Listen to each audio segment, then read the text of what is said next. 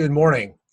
This week I had a call with my private group, and the topic was how to really begin becoming a servant leader in your organization and in your life. And I was sharing some of the strategies and skills that I learned over the last several years, but I could tell on the call there was a young lady who was struggling a little bit. She was confused, and she finally just got it out. She said, I don't even know where to start, how to become a servant leader. And I shared with her two stories of my experience and what I learned. And the first one was about when I had the opportunity to escort General Norman Schwarzkopf back in 1999. And when he told me, when given the opportunity to lead. And I've shared that a number of times, but when you give that opportunity, you have to take advantage of it.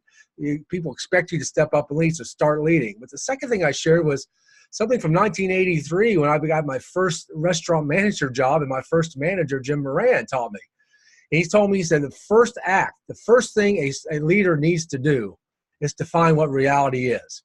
And I remember that from 1983 when Jim told me that. And I was a second assistant manager, and I was a low man on the totem pole. But when he shared that with me, I really didn't take it to heart until later on when I got my first store and my first responsibility.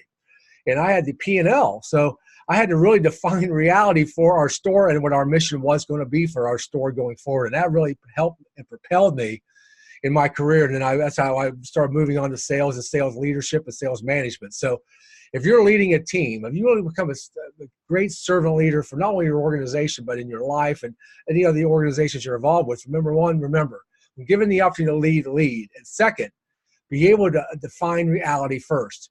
If you can do those two things, you're off and running to be a great servant leader. Well, how would you like to exceed your annual goals this year more than the last 10 years combined? That's what we're doing in my private group, Impact.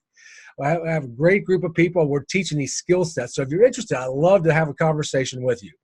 Please email me at dave@davesandersonspeaks.com. We'll be right back with you to set up a time that we can have that discussion. But until next time, remember to create your own flight plan for your future. And all the moments in your life happen for a reason and a purpose. And it does serve you because all the moments in your life matter. And go out and impact somebody's life today. Make it an outstanding day.